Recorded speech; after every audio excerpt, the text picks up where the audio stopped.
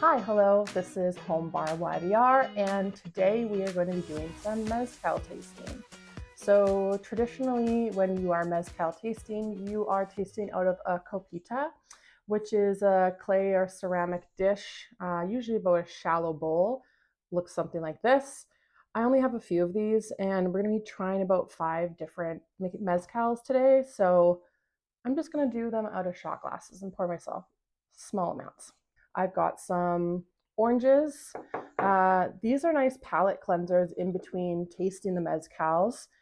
And I've sprinkled some worm salt on it. So this worm salt is actually agave worms. And you get the refreshing taste of the orange. And this is fairly traditional when you are mezcal tasting. So first up today, we're just going to start with a basic Oaxacan espadín. This is something you can find in the liquor stores here. It's 400 conejos. It's fermented in a wooden tub and distilled in a copper pot. And as all mezcals are, the oven is a volcanic earth pit. So let's start with this one. It smells like earthy, very smoky, obviously, but it does have that typical agave scent that you would maybe get from a tequila. Yeah, this is a really nice one. It's a kind of a basic mezcal. I typically use this in a lot of my drinks that I'm making. I just think it's kind of like straight across the line, basic mezcal. You can make a margarita out of it. Maybe not something that you'd be sipping straight, but it's definitely a nice mezcal to mix with. This one here is 80 proof. The percentage is 40% alcohol. So mezcals typically have a higher percentage of alcohol. So this one actually is coming in a little bit lower, which maybe makes it easy to go down and easy to mix into a margarita. Mezcals are different than tequilas in the sense that you get the bulb, which is then cooked in the pit, and the smoke is kept in that pit, which is why mezcal has that smokiness that's brought out of it.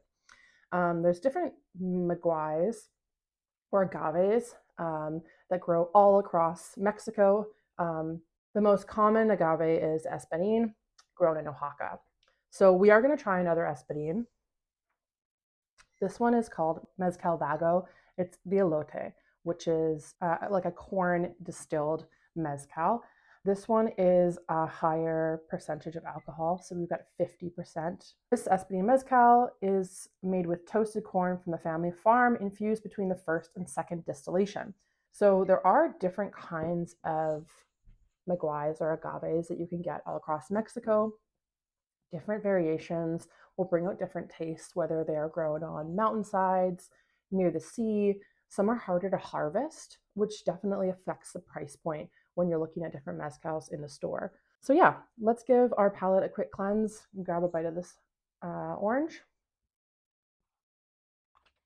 What's nice, salty orange. And let's get into this elote. So I'm expecting to taste more corn, obviously, and I'm expecting this to be a little bit stronger than the 400 conejos. Let's give it a try. Yeah, already I'm getting like a sweeter kind of smell from it.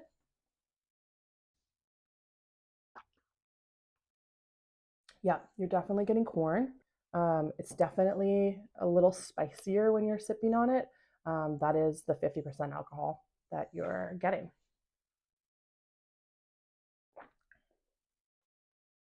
I quite like this one. It has a nice little different flavor than a lot of the mezcals.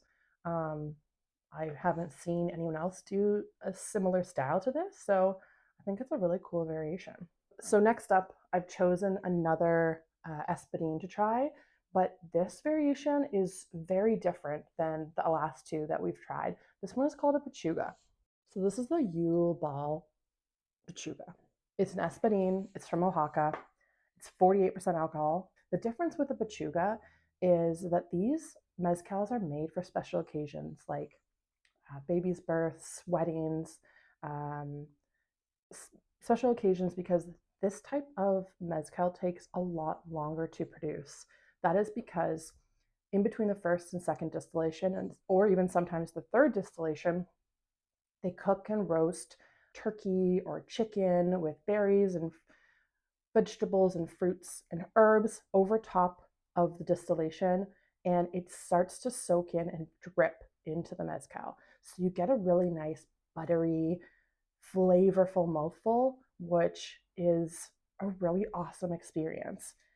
I would say the one thing about pechugas, because they are so labor intensive to create and take so long, they're very expensive. These are the ones that you go to the store, you're looking at a price tag of $200-300. But it's double distilled with fruits and roasted turkey breast. So I'm thinking I'm going to get a little bit of turkey in this. Let's see.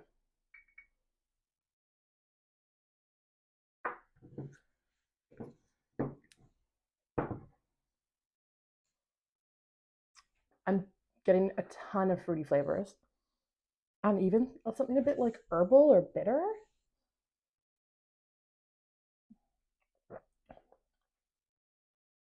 Beautiful.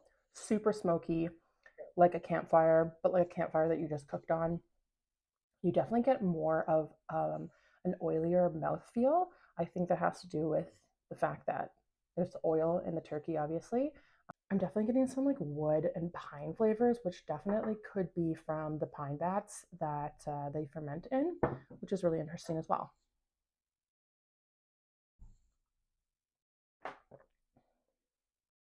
I really like this one.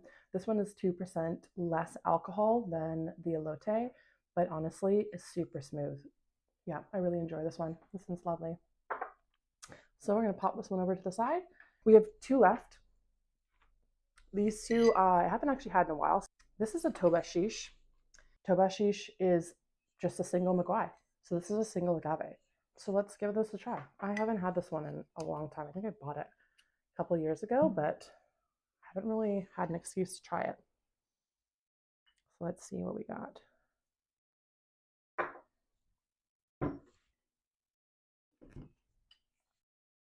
Wow, this is like chocolatey, like I don't know, like a nutmeg chocolate almost.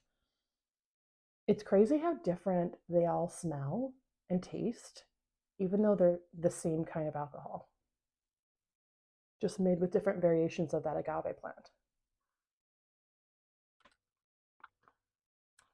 This one is very herbal, very, it's like a deep leathery kind of flavor. It's really interesting. I feel like if you were to make an Oaxacan old fashioned, which is um, part tequila, part mezcal, bitters, simple syrup, this would be a really nice one to do because it definitely has that deep flavor. This one's coming in at 47%. Let's get my orange, otherwise I'm going to be drunk. Okay, so the last mezcal I have here, I actually got when I was in Cabo San Lucas for a vacation a couple years ago. I found a mezcal bar there, and the mezcal bar was called Las Quebuelas. I had a really awesome time there. They were super educational around trying mezcal and learning about the different variations of mezcal that you can try. I'm probably not going to pronounce this right, but this is a tepizate, which is down there at the bottom. This is definitely one of my favorite mezcals. I haven't had it in a while just because I don't know where to find it again. So try not to drink it too often, but let's have a sip today and see what we think. So this one's coming in at 44%, I believe. Yeah, 44.4% alcohol, which is definitely a little low for mezcal, but not the worst. Okay, let's give this a go. This is a really fresh scent. It's almost kind of giving like tropical notes, like kind of that orangey seaside kind of smell. Super smooth. like incredibly smooth. It's just so nice. Yeah, you almost are getting a little bit of that salty flavor. Definitely like hints of like citrus or tropical fruits. It's definitely brighter than a lot of the other mezcals that I've tried today. Really easy to drink. This is definitely could be a sipper. This could also really be nice and um, a mezcal soda, something where we can still taste the mezcal, but kind of brings out that brightness. Throw an orange peel in there, an orange slice, something like that would be really nice. These are the 5 mezcals that I tried today. I really loved all of these. They offered a different flavor combination for each of them, and it's definitely up to your preference and what you like. So if you want to see more content like this, please like and subscribe and come back for some more. This has been Home Bar YBI. Thanks. Bye.